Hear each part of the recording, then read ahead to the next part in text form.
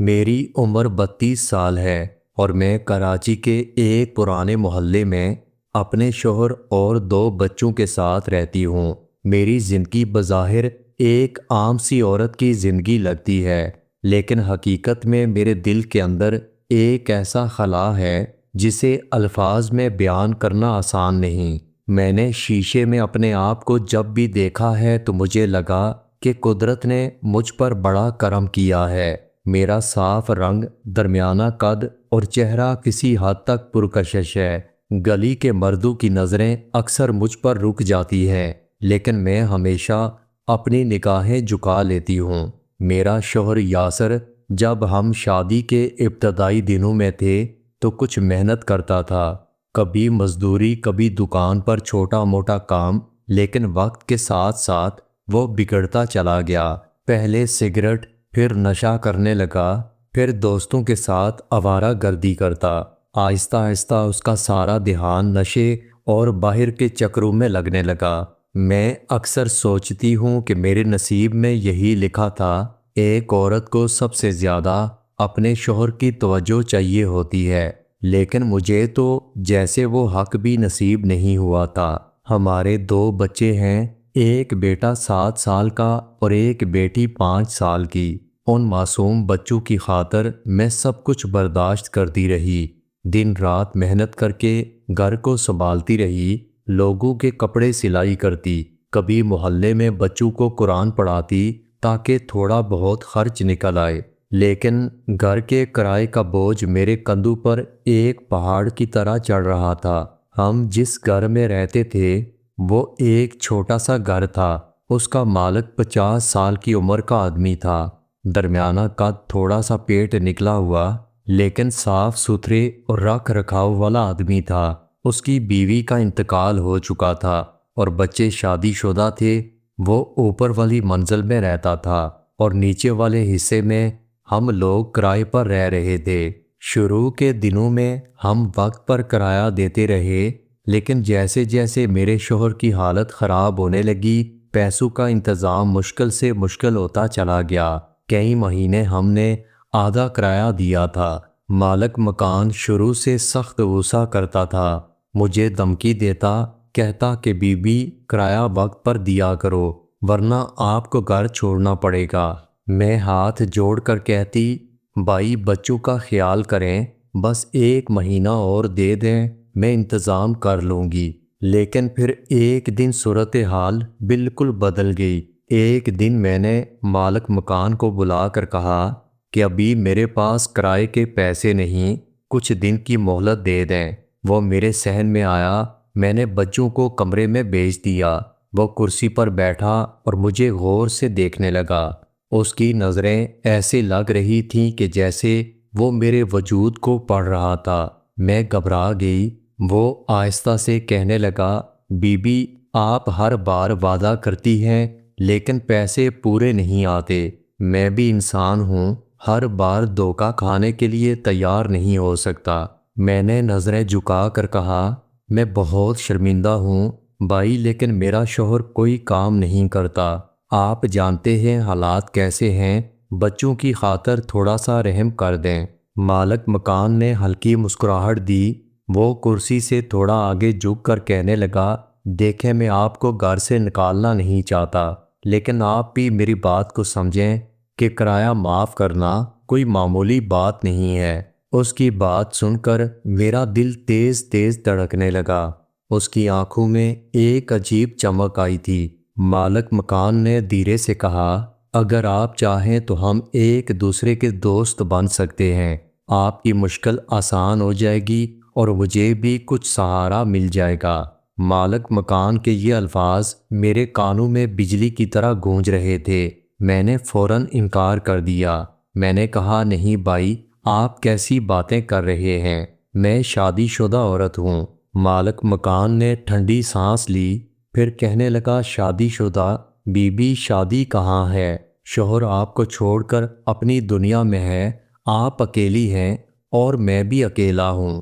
ہم دونوں ایک دوسرے کے دکھ بانٹ سکتے ہیں۔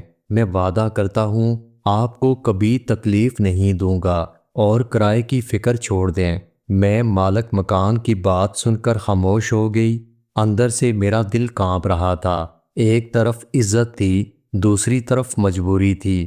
بچے بھوکے تھے، شوہر بے غیرت تھا، اور میرے پاس کرایہ دینے کی ہمت نہیں تھی۔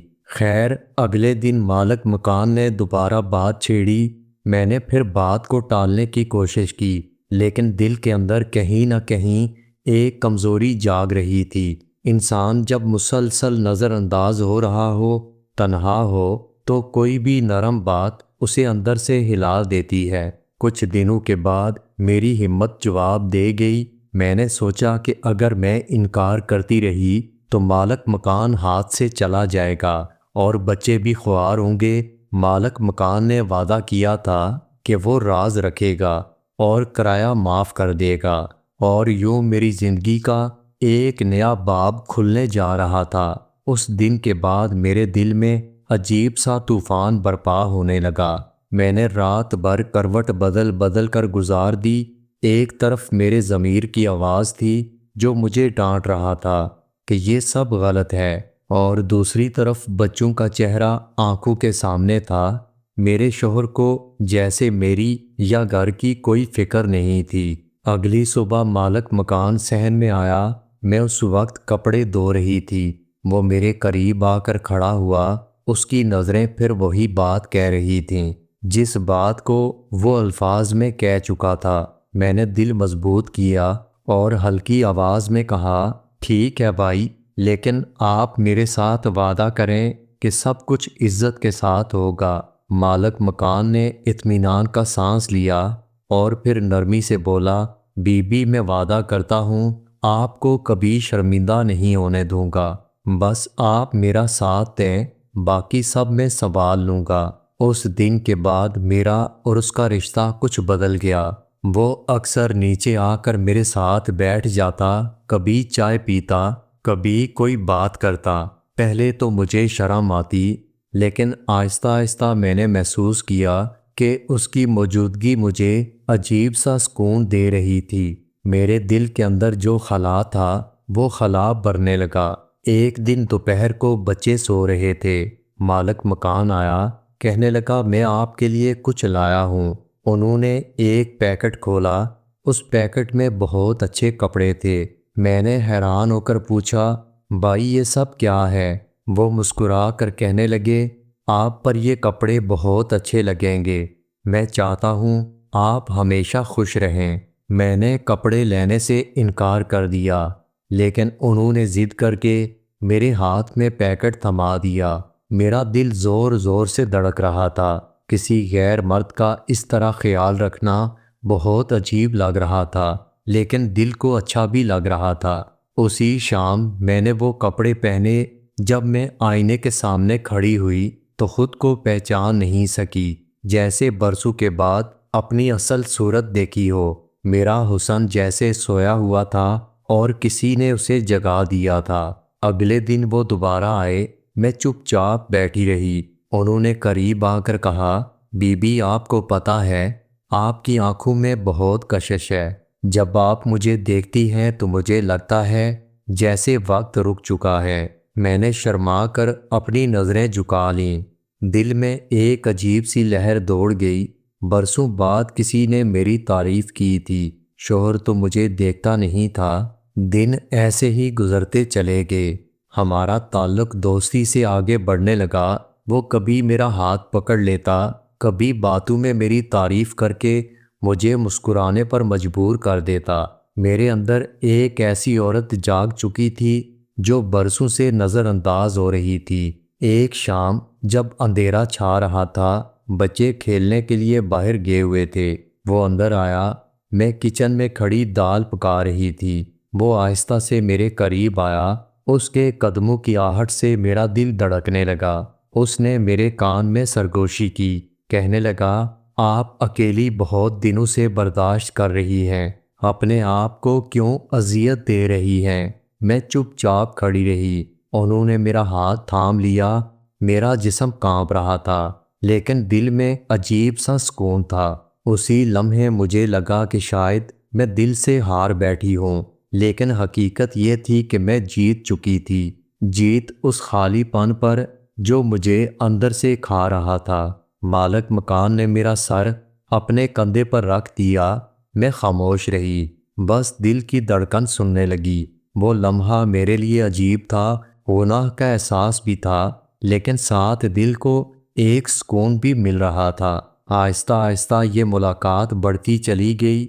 وہ جب بھی آتا میں ان کے لیے چائے بناتی، کبھی باتوں ہی باتوں میں ہنسنے لگتی۔ میرے دل میں اب کوئی شرم نہیں تھی، بلکہ میں اس کے آنے کا انتظار کرتی تھی۔ اور پھر ایک دن ایسا آیا جب میں نے خود ان کے قریب جانا چاہا۔ اس دن میرا دل عجیب طرح سے بے قرار تھا۔